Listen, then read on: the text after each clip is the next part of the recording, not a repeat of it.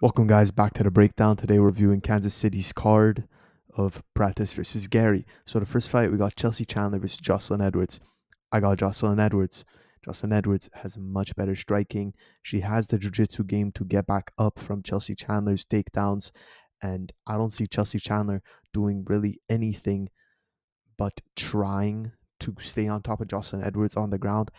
And I just don't see her being able to do that here. Jocelyn Edwards is a much better fighter overall, much versatile fighter. And Chelsea Chandler, when she's on the feet, she can't do anything. So I see this being an easy fight for Jocelyn Edwards.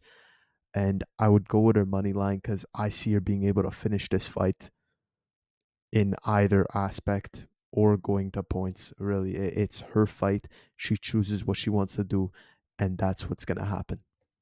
For our next fight on the card, we got Timmy Kwamba versus Roberto Romero. Now, guys, this is a very evenly matched fight, but I'm going to go with the guy with the more heart, the more grit. He may have a bit of cardio problems, but I'm going to take Roberto Romero here. Now, I wouldn't say this is a fight to put money on, as it's pretty risky. It is. It is. It's a very 50-50 fight. Both guys, 25, 26, very young guys, and still developing in the game, so we don't know what can happen here. I'm gonna go with the Mexican guy. They always show a bunch of heart, and I love rolling with these guys because really they always fight to win. I've never seen someone fight and really not give their full all, and I'm gonna take Roberto Romero because of that. Now the breakdown for Jacqueline Amorim versus Poliana Viana is very clear, guys. Jacqueline is a heavy favorite in this fight. Do not bet on this fight because there's no value really. She's like a 1.15x. There's no value here. Now, Jacqueline Amorin, I see her getting a finish on the ground, most likely submission, but she could get a KO, a TKO on the ground via ground and pound because Polyana Viana, when things are not going her way and she's on the ground, she shells up almost every time. So, guys, look out for this fight. I don't see this going to decision, but then again, guys, the girl fights, for some reason, never go the way I expect them to. Now we got Malcolm Wellmaker versus Cameron Simon. Now Cameron Simon is coming off two losses, the C Rod and the Peyton Talbot. Now it's been shown that every time that Cameron Simon faces a guy with a much bigger power advantage over him, he doesn't tend to do well. And this is the story of this fight. I see Malcolm Wellmaker being able to most likely stop Cameron Simon or take him to a decision. But seriously, Cameron Simon is not in for a good look here.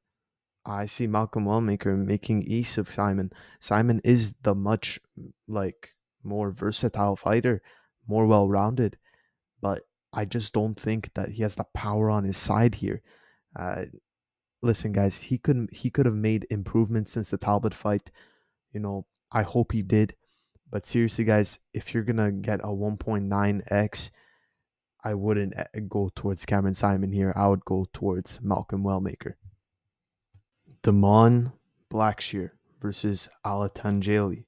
Now, guys, I got Damon Blackshear by submission. All right, Alatangeli, whatever. I've seen the competition he's faced. Not on the level of Damon Blackshear, and definitely doesn't have the submission game of Damon Blackshear. I see Damon Blackshear looking at the legs, getting the heel hooks, getting the submission. He's gonna have that neck wide open most of the fight for him to get a submission here, guys. So, in my opinion, don't go money line here. Not worth it at all. If you're gonna bet on this fight, seriously, just take Damon Blackshear by submission. It's the only way that fight's gonna go in favor of Damon Blackshear. I don't see it going to decision, guys. I really see it being a submission win for him. That's my pick. Chris Gutierrez versus John Castaneda. Now, this is not a fight that I would really bet on only one side. I hope the odds come out and I could do this. I would take John Castaneda by either KO or decision, and then Chris Gutierrez by decision, most definitely. Chris Gutierrez always fights to a decision. John Castaneda, he has the chance of cornering you, KOing you, or it's a heavy decision. But realistically, guys, seriously, Chris Gutierrez might even walk out of this fight just leg kicking him, going away, giving him a couple jabs, going away. It's the way he fights, and I can't hate on it. Not my favorite style, but you gotta respect what a guy has to do to win. Now we got Gage Young versus Evan Elder. Now, Gage Young, 24 years old, young, 9-2. Then you got Evan Elder, 9-2, 28 years old. But this is Gage Young's debut in the UFC. It's a tough debut because Evan Elder is pretty good too. So listen, I would take Evan Elder by finish. All right, I I'm not touching this fight. I'm not touching this fight because I love when a prospect comes into the UFC and I always want them to win. But seriously, if I'm making my official prediction, I'm taking Evan Elder money line or KO. This is not a fight worth it to really go over. Both guys should be retired. We're gonna go Matt Schnell over Jimmy Flick. He's just a better fighter overall. Jimmy Flick's really stationary, doesn't move much. I'm gonna take Matt Schnell. Ikram Aliskerov versus Andre Muniz. Now listen, guys, I got Ikram Aliskerov. I think he's the much better fighter. He's only lost to Robert Whitaker and Hamza Chimaev in his career, and obviously those are two KO losses. Andre Muniz cannot finish Ikram Aliskerov. He can't. He can't. Ikram Aliskerov has much better grappling. I think better striking. Andre Muniz will lose this fight. There's no doubt, and there's no reason for him not to be a 6-1 underdog right now. I'm gonna take Ikram Aliskerov. There's no value in the fight, so don't bet on it. It's just not worth it. But seriously, this is an easy pick. Ikram Aliskerov. Randy Brown versus Nicholas Dalby. Now I got Randy Brown, guys. Randy Brown, 6'5" to Nicholas Dalby's 5'11". Nicholas Dalby, 40 years old. Randy Brown, 35. Guys, Randy Brown is going to win this fight. He's going to impose his will. He's going to jab him. He's going to kick him. I think it goes to decision, but seriously, he could do whatever he wants in this fight. This guy is just so much bigger than him. Literally, all he has to do is play at length, ride a decision, and he'll win. He'll win. Dalby, I just don't see him having anything to give in this fight. He's too old now. He's obviously he has decent power, yes, but it's not going to win him this fight. I see Randy Brown going home with it a very easy win. All right, guys. Now we got Michel Pereira versus Abus Magomedov. Now, guys, I think this fight ends in a finish. It could go either way. In the later rounds, I got Abus Magomedov. In the early rounds, I got Michel Pereira. I think Michel Pereira could, reject the takedowns from Abus Magomedov in the early part of the fight. Yes, but when he gets tired, guys, if you're a wrestler and you see a guy's tired, it's going to be a pretty easy takedown. Abus Magomedov, though he gets tired in the later rounds, he still has the ability to wrestle, and that's not going to look good for Michel Pereira. But Michel Pereira, I do think he's a much better striker, and he could get rid of Abus Magomedov early on in this fight, especially the way Strickland finished Abus Magomedov. Don't get me wrong, Strickland, much better fighter than Michel Pereira, but doesn't have the power that Michel Pereira has. So I got Michel Pereira by KO in round 1 or 2.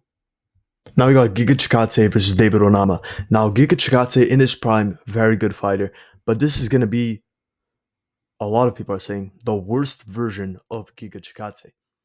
I think David Onama will get a decision win in this fight like most of his fights. They're all decision wins. Yeah, I don't see Giga Chikadze doing very well in this fight, and I see David Onama using him as a punching bag. Really, I think he'll stiff jab him. He'll give him the cross. He'll give him whatever he needs. He's a very good boxer, and Giga Chikadze, 36 years old, out of his prime, not active enough in the UFC to basically stay better, keep on improving. I don't see this being very good for him. Give me David Onama by decision. Now I got Zhang Minyang, very heavy hitter, versus Anthony Smith. Anthony Smith, he said it's his retirement fight, and I don't think he's really going to do well in this fight. Zhang Minyang has killer power. I see Zhang Minyang getting a KO, guys. I want to keep it brief because it's Anthony Smith's retirement fight. I don't want to speak much of it, but I do see Zhang Minyang getting the KO of this fight. It's the main event. Ian Garry calls Prates. Seriously, guys. Now, I can't go against the fighting nerds again, all right? Like, seriously, Gene Silva, destroyed me. He literally destroyed me. I really thought that Mike Mitchell was gonna do good in that fight. No, at all, at all. Okay, guys, fighting nerds are gonna go 20-0 in this fight. Carlos Prates, give me by KO or probably just the money line. Probably just the money line because I don't want to predict this wrong. I'm gonna go Carlos Prates money line. Yeah, because he's plus money. So I'm gonna go Carlos Prates. I like Ian Garry, like his fight style. I don't like what he says most of the time. I find he talks a bit too much trash. I got Carlos Prates though. All right, I'm gonna take Carlos Prates. You can't go against fighting nerds anymore, guys. It's literally you can't, you can't, you can't. Thank you guys for watching the video. Seriously, I appreciate the support. We're at 410 subscribers now, 200 up from 2 weeks ago. We're moving big, we're moving fast. I like that. Now, like and subscribe if you're not already, because it's the way to do it. But listen, guys, if you have any of your picks that you guys want to comment down below, be sure to do it. Seriously, I want to see them. I want to see them. Anyways, guys, I'll see you in the next one, and ciao.